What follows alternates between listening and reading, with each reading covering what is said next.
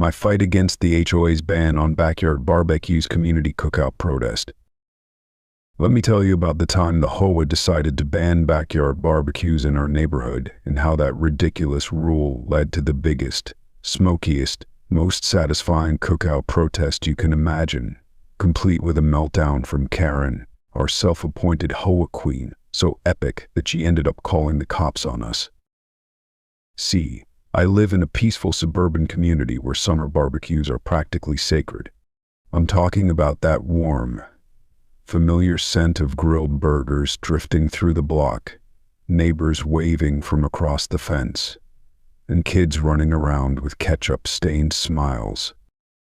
But that didn't stop Karen, the whole president and self-proclaimed guardian of neighborhood standards, from waging war on anything that didn't fit her pristine vision of suburbia. And apparently the top item on her hit list was the humble backyard grill. At first I thought it was a joke. I mean, who in their right mind bans barbecues? But then the official notice arrived, plastered on everyone's mailbox, effective immediately. No grilling allowed in backyards due to excessive smoke and disturbance. Right. Because the smell of sizzling burgers is such a public menace. Then one day I got home to find a violation letter stuck to my door citing some obscure rule about air quality. Apparently our smoke was a threat to the entire neighborhood's well-being. Never mind that we'd been grilling for years without a single complaint. According to the grapevine, and by grapevine I mean Karen's passive-aggressive Facebook posts, she had convinced half the HOA that backyard grilling was a dangerous, property value wrecking hazard. Her next move: threatening fines for anyone spotted flipping burgers in their own yard. That was it. I'd had enough. So I rallied a few like-minded neighbors, and we hatched a plan, one giant, simultaneous, block-wide cookout. We set a date, spread the word, and stocked up on propane and charcoal, like we were preparing for the apocalypse. The idea was simple: if Karen wanted to ban backyard barbecues, she'd have to face an entire neighborhood of flaming grills all at once. Little did I know that protest would send Karen into such a frenzy that she actually dialed 911. The cops arrived, fully expecting some massive emergency, only to find nothing but hot dogs and hamburgers getting nicely charred under the summer sun. Let's just say they weren't exactly thrilled that Karen had wasted their time. So there I was, flipping burgers in my own backyard like I'd done 100 times before, when a smug little letter from the HOA showed up in my mailbox.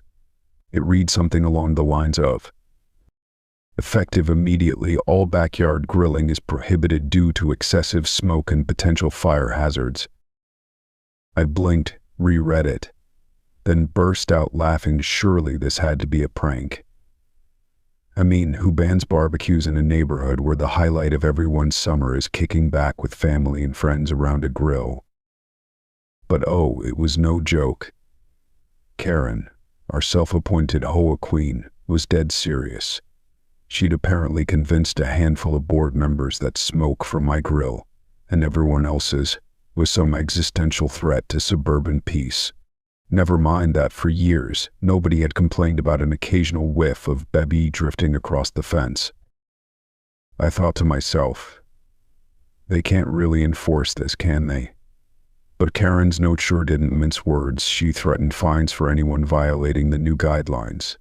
She even had the nerve to mention that further action could be taken if the smell of grilled burgers didn't cease immediately.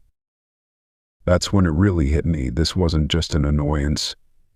It was the HOA butting into my personal space, the yard where I spent lazy Sundays with friends, where my kids splashed in a kiddie pool, and where my best summer memories were made.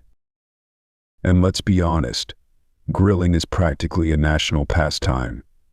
Banning it felt like banning apple pie or fireworks on the 4th of July. So I did the only logical thing. I called up a few neighbors to find out if they'd gotten the same letter. Turns out, a bunch of us had. Nobody was happy about it, but plenty of them also felt powerless. We can't go against the HOA, they muttered nervously. I decided right then and there, oh, we're going against the HOA, all right. Because if Karen thought she could turn our little American dream into some smoke-free war zone, she had another thing coming. It was time to stand up for the simple right to toss a burger on a grill in my own backyard. And if Karen wanted a showdown, I was ready to give it to her.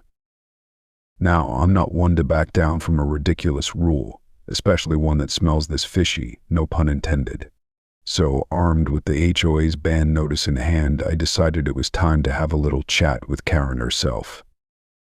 I showed up at the next HOA meeting ready to ask a simple question. Why on earth are you banning backyard grilling? The room was filled with fellow residents, most wearing polite, nervous smiles. Karen was seated at the head of the table, looking every bit the regal queen on her throne. When it was my turn to speak, I held up the letter. "And could someone please explain the basis for this new ban?" I asked, keeping my tone calm but firm.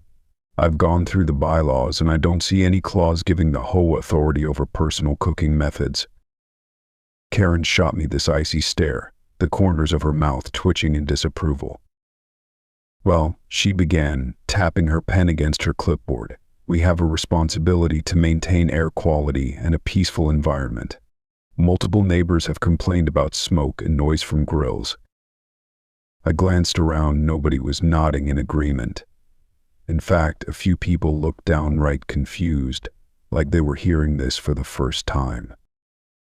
"I'd like to see these complaints," I said, "because I've spoken to half the people on my street, and they're baffled by this ban." Karen tightened her grip on the pen. "I'm not at liberty to share specific complaints, but rest assured, the board agrees this is a necessary measure." At that point, my patience was wearing thin. The idea that the smell of a few sizzling burgers could constitute a citywide emergency was just ludicrous. "So, you're telling me," I said slowly, "that after decades of people grilling, you suddenly decided it's too big a threat to tolerate?" Karen pursed her lips. "We have the authority to implement rules that maintain community standards," she said, trying to end the discussion. That's when I realized the conversation was going nowhere. Karen wasn't interested in facts or fairness. She was on a crusade, and this was her big power trip. I left that meeting more convinced than ever. If she wanted a battle over my right to barbecue on my own property, she was going to get one. Walking out the door, I caught sight of a couple of neighbors giving me supportive nods. Maybe they weren't ready to speak up yet, but I could tell they were on my side. And that was all I needed to keep pushing back. A few days after that meeting, I came home to find a bright orange notice slapped on my front door. Bold letters screamed violation, and in smaller print, accused me of unlawful grilling and disturbance of neighborhood harmony. I almost laughed out loud. Unlawful grilling?